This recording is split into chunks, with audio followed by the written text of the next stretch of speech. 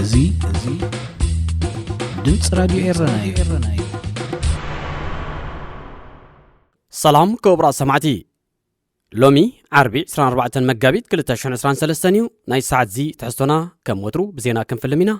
ኣርስታቱ እንሆ ኤርትራን ኢትዮጵያን ብኣሜሪካ ንዝቐረበለን ክሲ ገበን አንጻር ሰብኣውነት ነጺገን ቀዳማይ ሚኒስተር አብይ አሕመድ ንኣቶ ጌታቸው ረዳ ጊዜያዊ ፕሬዝዳንት ክልል ትግራይ ክኸውን ብወግዒ ሸይምዎ ሶማል በዝሒ ሃገራዊ ሰራዊት ካብ 30,000 ክዛይድ ኣብ ስምዕ ተበጺሑ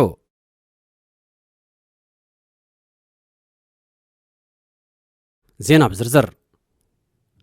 መንግስታት ኤርትራን ኢትዮጵያን በሚኒስተር ጉዳያት ወጻኢ አሜሪካ ንዝቐረበሎም ክሲ ገበን አንጻር ሰብኣውነት ነጺጎም ጸሓፊ ጉዳያት ወጻኢ አሜሪካ መርትዖ ዘይብሉን ጸለሎ ዝቐብእን ውንጀላ አንጻር ሓይልታት ምክልኻል ኤርትራ ኣቕሪቡ ዝበለ መግለጺ መንግስቲ ኤርትራ ኣካልን መቐጸልታን ናይቲ ምምሕዳራት አሜሪካ ኣጀንዳታቶም ንምስሳይ ክብሉ ካብ 2009 ንድሕር አንጻር ኤርትራ ክኽተልዎ ጸንሑ ዘይ ሓላፍነታዊ ተጻባእ መርገጽን ናይ ምስይጣን ተግባራትን እዩ ክብል ነቲ ክሲ ነጺጉ መንግስቲ ኢትዮጵያ ወገኑ ክሲ ጸሓፊ ጉዳያት ወጻኢ አሜሪካ ንሓደ ወገን ንምውንጃል ዝዓለመ እዩ ብምባል ክነጽጎን ከሎ ኢትዮጵያ ድሕሪ ዝተፈጥረ ኩነታት ናብ ናይ ፍትሒ መሰጋገሪ መድረኽ ኣብ እትኣትወሉ ዘላ እዋን ምቕራቡ ጊዜኡ ዘይሓለወ ምዃኑ ኣስሚሩሉ ሰራዊት ኤርትራ ኢትዮጵያን ምልሻታት ኣምሓራን ኣብ ትግራይ ኣብ ዝተኻየደ ኩናት ጀምላዊ ቅትለትን ዓመፅ ደቂ ኣንስትዮን ዝርከቦ ገበናት አንጻር ሰብኣውነት ከም ዝፈጸሙ ጸሓፊ ጉዳያት ወጻኢ አሜሪካ አንቶኒ ብሊንከን ወቒሱ እቲ ላዕለዋይ በዓል ስልጣን ምሕዳር ባይደን ነዚ ዝወቐሰ ብሶኒ 10 መጋቢት ኣብ ዘቕረቦ ዓመታዊ ጸብጻብ ሰብኣዊ መሰላት ሃገራት እዩ በማእከላይ ባይቶ ህወሓት ጊዜያዊ ፕሬዝዳንት ክልል ትግራይ ክኸውን ዝተረቑሐ አቶ ጌታቸው ረዳ በቀዳማይ ሚኒስተር አብይ አሕመድ ብወግዒ ተሸይሙ ቤት ጽሕፈት እቲ ቀዳማይ ሚኒስተር ብ23 መጋቢት ኣብ ዘውፅኦ መግለጺ ኣብ ትግራይ ንዝተወልዐ ኩናት ብሰላማዊ መንገዲ ንምፍታሕ ኣብ መንጎ መንግስትን ህወሓትን ኣብ ደቡብ ኣፍሪቃ ዝተበጽሐ ስምዕ መሰረት ጊዜያዊ ምሕዳር ንምቋም ንኣቶ ጌታቸው ረዳ ጊዜያዊ ኣመሓዳሪ ክኸውን ከም ዝሸሞ ተቒሱ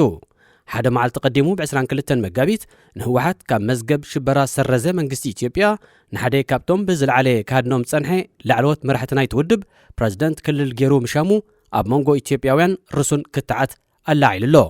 ዝሓለፈ ቅንያት ኣብ ኢትዮጵያ ምብጻሕ ዘካየደ ጸሓፊ ጉዳያት ወጻኢ አሜሪካ አንቶኒ ብሊንከን ምስ ቀዳማይ ሚኒስተር አብይ አሕመድን ሓደ ካብ ላዕለዎት መራሕቲ ህወሓት ዝኾነ አቶ ጌታቸው ረዳን ኣብ አዲስ ኣበባ ተራኺቡ ድሕሪ ምእያጡ ጊዜያዊ መራሒ ክልል ትግራይ መን ምዃኑ ዘነጽር እኳ እንተነበረ መንግስቲ ኢትዮጵያ ግና ዝኾነ ወግዓዊ ሓበሬታ ከይሃበ ይጸኒሑ ካብ 2018 ኣትሒዙ ፕሬዝዳንት ክልል ትግራይ ዘሎ ዶክተር ደብረጽዮን ገብረ ሚካኤል ምትካእ ስልጣን ብወግዒ ተረኪቡ ዘሎ አቶ ጌታቸው ረዳ ኣብ ዝሓፀረ እዋን ሓድሽ መንግስቲ ትግራይ ምዃም ካብ ፌደራላዊ መንግስቲ ኢትዮጵያ ስሩዕ ባጀት ምቕባል ነታ ክልል ናብ ንቡር ናይ ምምላስ መስርሕ ከቀላጥፍ ትጽቢት ይግበረሉ አቶ ጌታቸው ረዳ ይወደግ ንኢትዮጵያ ኣብ ዝመርሐሉ ዝነበረ እዋን ክሳብ ሚኒስተር መራኸቢታት ዝበጽሐ ላዕለዋይ በዓል ስልጣን መንግስቲ ምንባሩ ይፍለጥ ሶማል በዝሒ ሃገራዊ ሰራዊት ልዕሊ 30,000 ክበጽሕ ኣብ መንጎ ፌደራላዊ መንግስትን መራሕቲ ዞባታትን ኣብ ስምዕ ተበጺሑ ብመሰረቲ ኣብ ሳልስቲ እዚ ከም ዝተበጽሐ ዝንገር ዘሎ ስምዕ መንግስቲ ሶማል 40,000 ኣባላት ፖሊስ ውን ከሰልጥን እዩ ኣቐዲሙ ኣብ 2017 ኣብ ዝተበጽሐ ስምዕ ፌደራላዊ መንግስቲ 18,000 ኣባላት ሰራዊትን 32,000 ድማ ኣባላት ፖሊስን ከሰልጥን ዝፈቅድ እዩ ኣብ መንጎ ፌደራላዊ መንግስትን ርእሰ ምሕዳራትን ዞባታትን ሶማል ንሓያሎ ዓመታት ብሰንኪ ዘሎ ዘይምትእማን ነፍሲ ወከፎም ዝውንንዎም ብዙሕ ዕጡቓት ዝድርት ስምዓት ክካየድ ምጽንሑ ይፍለጥ እቲ ስምዕ ርእሰ ምሕዳራትን ዞባታትን ሶማል እውን ነፍሲ ወከፍን ንናይ ግዛእ ርእሰን ሚሊሻታት ክውንና ዝፈቅድ እኳ እንተኾነ ኣብ ብዝሒ ዕጡቓትን ዝውነን ኣጽዋርን ብዝምልከት ዘይምትእማን ጸኒሑ ፌደራላዊ መንግስቲ ሶማል አልሸባብ ንምድምሳስ ምስ ርእሰ ምሕዳራትን ዞባታትን ፈጢርዎ ብዘሎ ሓድሽ ኪዳን ናብ ምትእማን ከም ዘምርሐ ዝገልጹ ተንተንቲ ብዝሒ ሃገራዊ ሰራዊት ንምዕባይ ናብ ዝብል ስምዕ ደሪኹ ክኸውን ከም ዝኽእል የረድኡ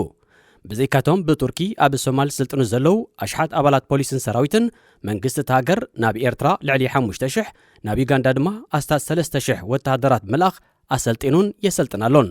ብዘይካዚ ልዕሊ 6,000 ሶማላውያን ናብ ኢትዮጵያን ግብፅን ተላኢኾም ወተሃደራዊ ስልጠና ክወስዱ ምዃኖም ቤት ጽሕፈት ፕሬዝደንት ሃገር የመልክት ሶማል ኣሽሓት ዜጋታታ ናብ ዝተፈላለዩ ሃገራት ብምልኣኽ ወተሃደራዊ ስልጠና ክወስዱ ትገብር ዘላ ነቲ ኣብ መወዳእታ ወርሒ ናይ ዓመት 2024 ጠቕሊሉ ክወፅእ ትጽቢት ዝግበረሉ ኣስታት 30,000 በዝሒ ወተሃደራት ዘለዎ ዓቃብ ሰላም ሰራዊት ሕብረት ኣፍሪካ ንምትካእ ምዃኑ የመን ክቡራት ሰማዕቲ ዜና ተዛዚሙሎ እዙ ድምፂ ራድዮ ኤረና እዩ።